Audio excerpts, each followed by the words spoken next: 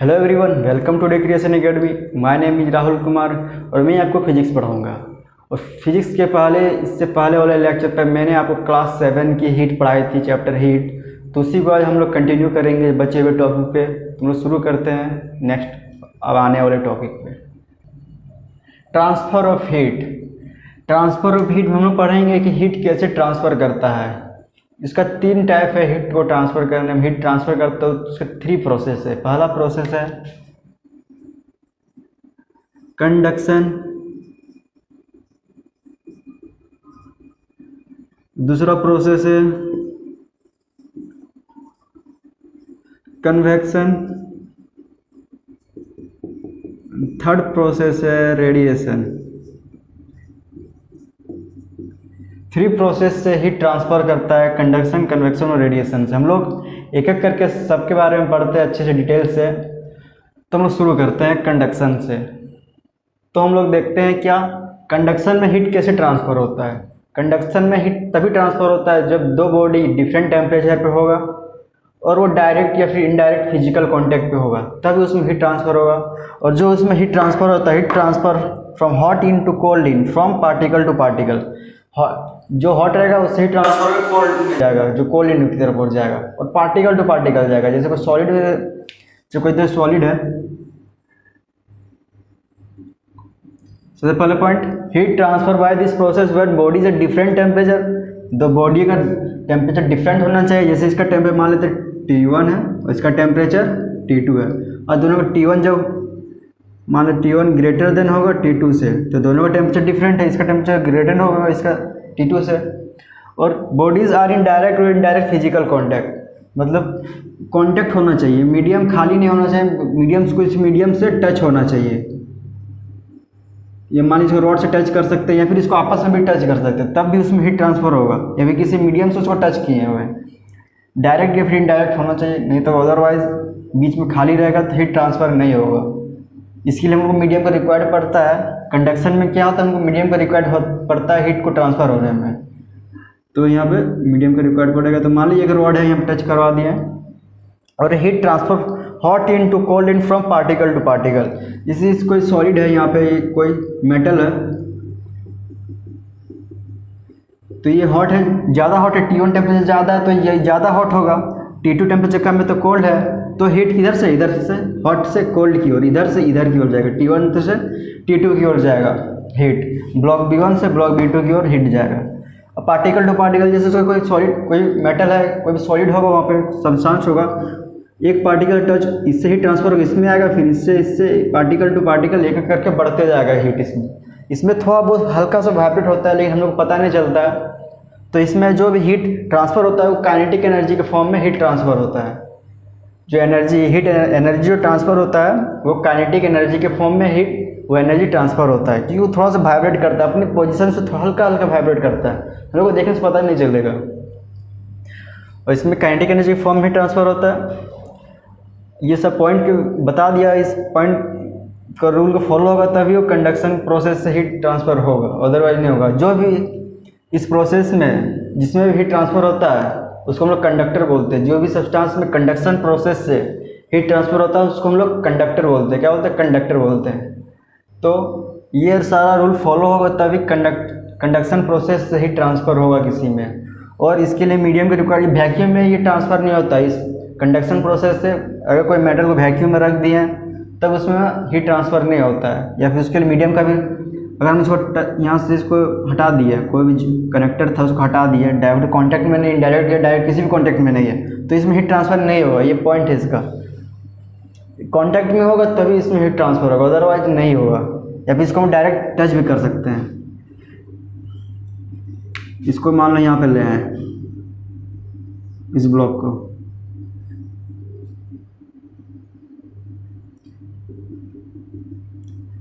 तो अभी T1 temperature ज़्यादा है तो इधर वाला ज़्यादा गर्म होगा, हॉट है, तो इधर से हीट ट्रांसफर होकर इधर की ओर जाएगा, पार्टिकल टू पार्टिकल, एक पार्टिकल से दूसरा पार्टिकल, फिर दूसरे से तीसरे, वैसे आगे बढ़ते जाएगा जब तक दोनों का टेम्परेचर इक्वल ना हो जाए। जब तक दोनों का टेम्परेचर इक्वल ना हो जाए तब तक हीट ट्रांसफ़र लेफ्ट से राइट की ओर होते रहेगा, हॉट इन से कोल्ड इन की ओर। इसमें लेफ्ट वाला भी हॉट है, राइट वाला कोल्ड है, तभी हीट लेफ्ट से राइट की ओर जाएगा।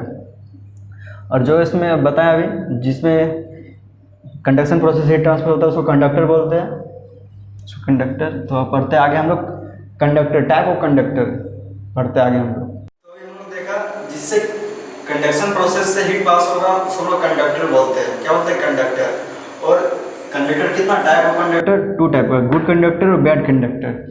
जो जिसमें बहुत अच्छी तरह से इजीली, बहुत आसानी से हीट पास हो जाएगा, हीट एनर्जी, उसको हम लोग गुड कंडक्टर बोलेंगे। और बैड कंडक्टर जिसमें हीट एनर्जी पास होने में टाइम लगेगा, which do not allow heat energy pass through them easily, उससे हम लोग बैड कंडक्टर बोलेंगे। और जिसमें इजीली से पास हो जाएगा उसमें हीट एनर्जी फ्लो होगा उसमें, तो उसको गुड कंडक्टर बोलेंगे। जैसे मेटल होता है,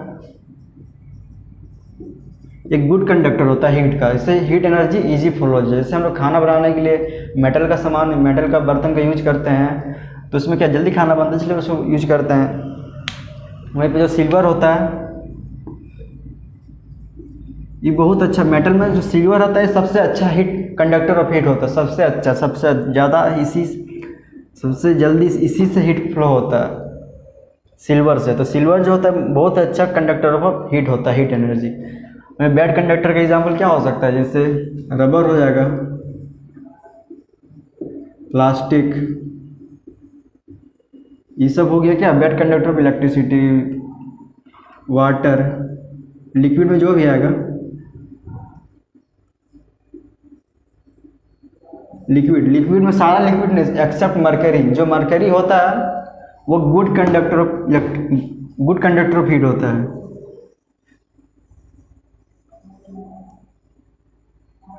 मरकरी क्या होता है? गुड कंडक्टर ऑफ हीट होता है।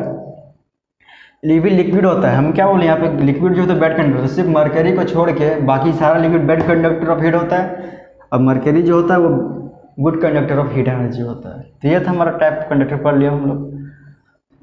तो अब हम लोग पढ़ते हैं कन्वेक्शन। कन्वेक्शन में देखते हैं कि हीट कैसे ट्रांसफर होता है।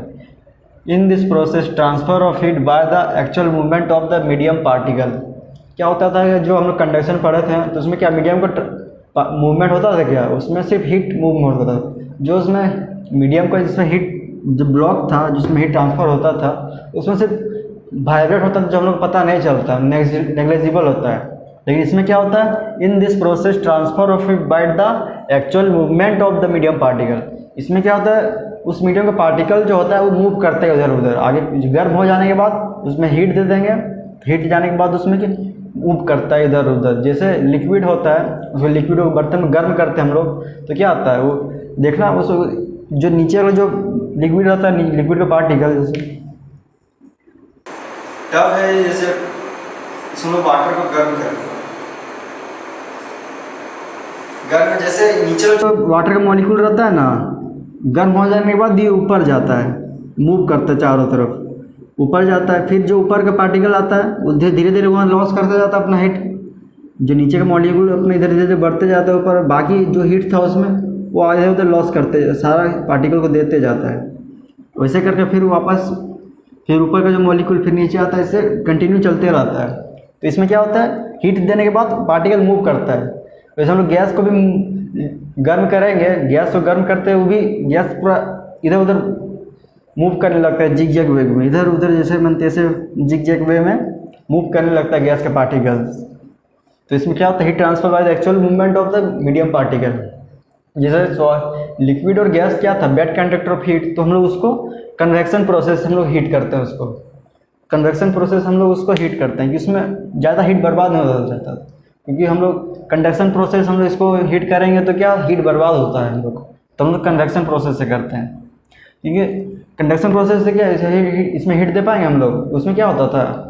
उसको पार्टिकल जो होता मूव नहीं करता था, और उसमें जिसमें दो चीज़ में, दो बॉडीज़ में हीट ट्रांसफ़र होता है, क्या होता है उसमें एक्चुअल कांटेक्ट होना चाहिए, उन लोगों के बीच में कांटेक्ट होना चाहिए। लेकिन ये क्या, ये तो ब्लॉक नहीं है ना कोई लिक्विड, इसको क्या हम लोग डायरेक्ट लिक्विड यहाँ पे रहेगा, जैसे लिक्विड यहाँ पे है, हवा में उड़ रहा है, ऐसे लिक्विड हम कैसे गर्म कर सकेंगे? नहीं कर सकेंगे, इसको हमें कहीं रखना पड़ेगा। वैसे तो क्या इसके लिए भी तो मीडियम का रिक्वायर्ड पड़ा ना, इसके लिए मीडियम, ये जो टब है, ये मेटल का टब है, टब में रखें, पहले मेटल का टब हीट हुआ होगा, उसके बाद वाटर को वो हीट ट्रांसफ़र किया होगा ना। तो कन्वेक्शन प्रोसेस में भी मीडियम का रिक्वायर्ड पड़ता है, जैसे कंडक्शन प्रोसेस में भी मीडियम का रिक्वायर्ड पड़ता है, उसको वैक्यूम में हम लोग उसको हीट को ट्रांसफर नहीं कर पाएंगे कंडक्शन प्रोसेस में, वैसे ही हम लोग कन्वेक्शन प्रोसेस में भी इसमें हीट को ट्रांसफ़र नहीं कर पाएंगे। वैक्यूम रहेगा तो यहाँ आग ही नहीं लगेगा, आग नहीं लगेगा, गर्म करने के लिए कोई हम लोग को ऑप्शन नहीं रहेगा, तो गर्म कैसे करेंगे हम लोग, हीट ट्रांसफ़र कैसे करेंगे। तो ये इसके लिए भी मीडियम का रिक्वायर्ड पड़ता है। तो जैसे कंडक्शन में रिक्वायर्ड पड़ा है, इसमें कन्वेक्शन में हम लोग रिक्वायर्ड पड़ता है मीडियम का। तो यह था। ऐसे कुछ हम लोग प्रैक्टिकल एप्लीकेशन देख लेते हैं, रियल लाइफ से जुड़ा हुआ कुछ कन्वेक्शन में। तो हम लोग कन्वेक्शन से जुड़ा कुछ एग्जांपल देख लेते हैं, जैसे सी ब्रिज और लैंड ब्रिज। लैंड ब्रिज जैसे मॉर्निंग में होता है लैंड ब्रिज और सी ब्रिजिंग नाइट में। बताता हूँ क्या है ये लैंड ब्रिज। ये समुंदर है, सी है ये, और एक किनारा है अर्थ का, पृथ्वी का जो है अर्थ का वो सरफेस है। ये सरफेस वाला पार्ट है, ये समुंदर का सी वाला पार्ट है जहाँ पानी है। तो सुबह में क्या होता है, जो सरफेस है अर्थ का सरफेस, वो जल्दी हीट हो जाता है विथ रेस्पेक्ट टू जो सी है, सी में जो वाटर है उससे रेस्पेक्ट में जल्दी हीट हो जाता है वो। तो क्या होता है, क्योंकि ये जो लिक्विड है बेड कंडक्टर पर हीट होता है, हम लोग पहले पढ़ा था कंडक्शन में कि लिक्विड जो होता है बेड कंडक्टर पर हीट होता है, तो इसको हीट होने में टाइम लगता है। जो सूरज की रोशनी आता है उससे हम लोग इसमें हीट होने में टाइम लगता है, लेकिन ये जल्दी इसके रेस्पेक्ट में जल्दी हीट हो जाता है। तो यहाँ पे क्या होता है, ज़्यादा हॉट रहेगा और यहाँ पे क्या रहेगा, कोल्ड रहेगा इसके रेस्पेक्ट में। तो क्या होता है, यहाँ पे जो हीट हो जाएगा, हमें बताया ना कि जो ज़्यादा गर्म करने के बाद जो यहाँ पर जो गैस होगा, यहाँ पे जो सराउंडिंग का एटमॉस्फेरिक का जो गैस होगा चारों फैला होगा, क्या होगा, इससे जो अर्थ का सरफेस टकराएगा वो भी गर्म हो जाएगा। गर्म होने के बाद क्या होता है, ऊपर उठेगा, इधर उठेगा, ऊपर की ओर जाएगा। गर्म होने यहाँ से जो गैस गर्म होगा क्या होगा, ऊपर की ओर जाएगा। और लेकिन यहाँ से जो ठंडा है, इधर का एयर क्या है, यहाँ का एयर ठंडा है, यहाँ का एयर ठंडा है, तो इधर से इधर की ओर जाएगा, सी से लैंड की ओर जाएगा। फिर ये जो यहाँ पे जो हॉट हो गया जो एयर ऊपर से जाएगा, फिर वापस यहाँ पे आएगा, लैंड सी की ओर आएगा, फिर सी से जो ठंडा हो गया फिर वापस इधर मॉर्निंग में यही होता है, यहाँ से सी से लैंड की ओर ठंडी हवा आती है, ठंडी एयर आती है। लेकिन नाइट में जस्ट उल्टा होता है। जब बताएं क्या होता है कि एक बेड कंडक्टर हीट होता है, तो नाइट में क्या होता है, ये अपना जो सुबह में जो गर्म हो गया, जो वाटर इसे गर्म हो गया, तो वो अपना हीट को लॉस जल्दी नहीं कर पाता है, अपने सराउंडिंग में जल्दी इसको लॉस करने में टाइम लगता है, क्योंकि बेड कंडक्टर हीट होता है तो इसको हीट को ट्रांसफ़र करने में टाइम लगेगा। लेकिन ये तो इसके रेस्पेक्ट में अच्छा है, इससे क्या होता है, लैंड का सरफेस हीट को जल्दी ट्रांसफ़र कर देता है, क्योंकि यहाँ पे क्या हो रहा था कि हीट ट्रांसफ़र करते जा रहा था। तो ये सी के रेस्पेक्ट में जल्दी ठंडा हो जाता है, ये ठंडा हो जाएगा। यहाँ का एयर क्या होता है, यहाँ का एयर कोल्ड रहेगा रात में, लेकिन इसको ठंडा होने में टाइम लगेगा। यहाँ का हीट को रिलीज करने में, वाटर का जो हीट हो गया उसको रिलीज करने में टाइम लगेगा, क्योंकि बेड कंडक्टर हीट है। तब यहाँ का एयर क्या होगा, हॉट होगा तो ये ऊपर की ओर जाएगा, ऊपर की ओर। फिर नाइट में क्या होता है, लैंड से सी की ओर कोल्ड एयर आता है, फिर ऊपर इधर से जाएगा, फिर कंडेंस में इधर आएगा, फिर उसे चलते रहेगा। सी से हॉट एयर ऊपर की ओर जाएगा, क्योंकि इसका भी अभी तक ये इसके रेस्पेक्ट में गर्म ज़्यादा है, कि हीट रिलीज करने में टाइम लग रहा है। तो रात में हीट रिलीज कर रहा है, तो ये यहाँ से जो गैस टकरा रहा है, गैस मॉलिक्यूल, एयर मॉलिक्यूल्स, तो हीट हो गया तो ऊपर की ओर जाएगा। वैसे नाइट में क्या होता है, लैंड से सी की ओर कोल्ड एयर आता है। तो ये था कन्वेक्शन का कुछ एग्जाम्पल देख लिया हम लोग करते हैं रेडिएशन। तो हम लोग पढ़ते हैं रेडिएशन, देखते हैं कि रेडिएशन में हीट कैसे ट्रांसफर करते हैं। तो देखते हैं, in this process heat transfer by directly passing from one body to the another body. तो क्या होता है, इसमें क्या होता है कि मीडियम के रिक्वायर्ड नहीं पड़ता है। वैक्यूम में भी इसमें रेडिएशन में हीट ट्रांसफर होता है, तो ये रेडिएशन वैक्यूम के लिए जनरली बना है, क्योंकि इसमें मीडियम में कोई रिक्वायर्ड नहीं पड़ता है। क्या होता है, डायरेक्टली वन बॉडी से कोई हीट ट्रांसफर होकर दूसरे बॉडी में चल जाता है, उसके बीच में कोई वैक्यूम है, उसमें पहले इंडक्शन और कन्वेक्शन में क्या देंगे, उसमें वैक्यूम नहीं होना चाहिए, उसमें मीडियम के रिक्वायर्ड पड़ता है। उसमें मीडियम नहीं होगा तो कंडक्शन में हीट ट्रांसफर नहीं होता है। लेकिन रेडिएशन में क्या होता है, इसमें वैक्यूम भी होगा तो इसमें हीट ट्रांसफर हो जाएगा, इसमें मीडियम का कोई रिक्वायर्ड नहीं पड़ता है, इसमें मीडियम को इफेक्ट नहीं पड़ता है, ये इसमें हीट ट्रांसफर होगा कि नहीं होगा। रेडिएशन में मीडियम भी नहीं रहेगा, तो इसमें directly one body to another body तो हीट ट्रांसफर हो जाएगा। तो ये था in this process heat transfer by directly passing from one body to another body. उसमें क्या heat transfer by this process are called radiant heat और the thermal heat. जो भी हीट इससे ट्रांसफर होता है रेडिएशन से उसको थर्मल हीट बोलते हैं या फिर थर्मल रेडिएशन भी बोलते हैं उसको। इसमें पहला इसमें हीट मीडियम का रिक्वायर्ड ही नहीं पड़ता है। पहली बात जैसे सूरज से रोशनी आता है, सन से जो हीट मिलता है हम लोग को, तो उसका स्पेस में क्या बहुत सारा वैक्यूम वाला पार्ट आता है उसमें स्पेस में, तो उसमें क्या उसमें से फिर हीट आता है ना हमारे पास सन से हमारे पास अर्थ में, तो रेडिएशन से ही आता है। जैसे आप कोई हॉट ब्लॉक रखा हुआ है यहाँ पे, बहुत गर्म करके इसको रखे हुए, हम बगल में इतना दूर में भी हाथ रख कर रखेंगे तो क्या यहाँ से तो गर्म लगता है ना कि हाँ कोई चीज़ गर्म चीज़ है वहाँ पे, तो इससे हमें पता इसे रेडिएशन से पता चलता है, इसमें रेडिएशन से ही ट्रांसफर होता है। तो रेडिएशन था ये रेडिएशन प्रोसेस हीट ट्रांसफर से पढ़ लिया। कुछ पॉइंट देख लेते हैं इससे हम लोग, इम्पोर्टेंट पॉइंट रेडिएशन में लिया है। तो ये नेचर ऑफ रेडिएशन एनर्जी का इम्पोर्टेंट पॉइंट है। ये सब इस टाइप का नेचर होता है जो रेडिएशन एनर्जी जो होता है ट्रांसफ़र करता है हीट एनर्जी जो रेडिएशन प्रोसेस में, तो उसका नेचर है। जैसे इसमें क्या जो heat energy in the form of electromagnetic wave, जो एनर्जी ट्रांसफर होता है वो एक इलेक्ट्रोमैग्नेटिक वेव के फॉर्म में ट्रांसफर होता है। इलेक्ट्रोमैग्नेटिक वेव क्या होता है, ये आज क्लास में पढ़ेंगे, आज क्लास में पढ़ेंगे। तो ये इलेक्ट्रोमैग्नेटिक वेव के फॉर्म में ट्रांसफर होता है और they travel in all direction, ये हर एक डायरेक्शन में ट्रेवल करता है, इधर भी जा सकता है और सीधे जब भी ट्रेवल करेगा वो सीधे स्ट्रेट लाइन में ट्रेवल करेगा, सीधा जाएगा ना कि टेढ़ा बड़ा किसी भी जैसे से जाएगा टेढ़ा सीधा एकदम जाएगा, एकदम सीधा स्ट्रेट लाइन में जाएगा, इधर भी जाएगा इधर स्ट्रेट लाइन में जाएगा। And with the speed of light, और स्पीड ऑफ लाइट के स्पीड से जाएगा। जो भी रेडिएशन प्रोसेस जो ट्रेवल करेगा ना वो स्पीड ऑफ लाइट के स्पीड से ट्रेवल करेगा। स्पीड ऑफ लाइट कितना आता है 3 × 10⁻⁸ मीटर पर सेकेंड, तो 3 × 10⁻⁸ मीटर पर सेकेंड के स्पीड से ट्रेवल करेगा, जो कि लाइट की स्पीड हुई है।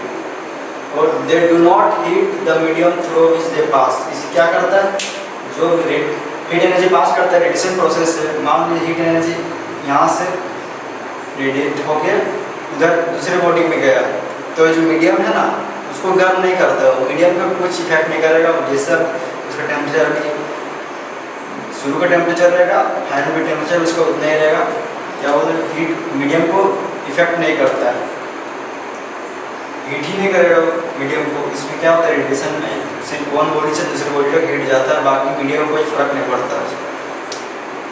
They are reflected by polish और वाइट सरफेस, और क्या थे बीच में पॉलिश और वाइट सरफेस रख देंगे। रेडिएशन जब हो रहा है तो बॉडी के बीच में हीट ट्रांसफर हो रहा है रेडिएशन प्रोसेस से, और उसके बीच में कोई सरफेस रख देंगे वाइट या फिर एकदम पॉलिश और क्या हुआ सरफेस हो, तो क्या होता है रिफ्लेक्ट हो जाता है, वापस चल जाता है उधर। मान लीजिए हीट इधर से उधर जा रहा था, बीच में कोई पॉलिश से वाइट सरफेस रख दिया तो क्या होगा वहाँ तक जाएगा, पॉलिश से रिफ्लेक्ट होकर वापस आ जाएगा, फिर इधर उधर चल जाएगा रिफ्लेक्ट होकर।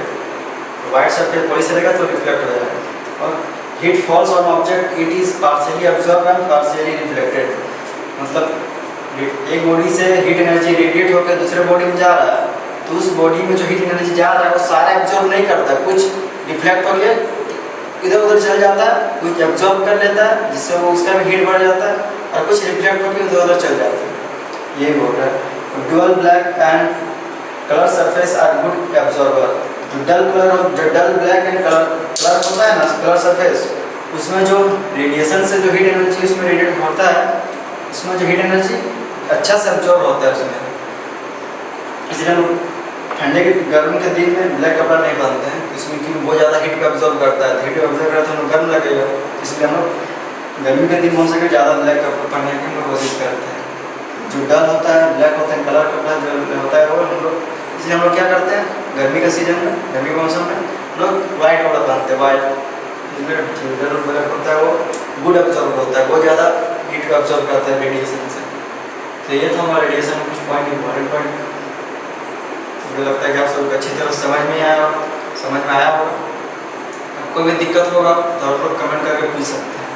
लेकिन हमारा ऐप भी है एडुकेशन के नाम से, प्ले स्टोर पर सर्च मारेंगे तो हमारा ऐप मिल जाएगा एडुकेशन एकेडमी, उसमें आप डाउट पूछ सकते हैं, कोई भी दिक्कत हो कोई भी क्लास में। मुझे लगता है आपको समझ में आएगा पूरा एक चैप्टर अच्छी तरह से। Thank you.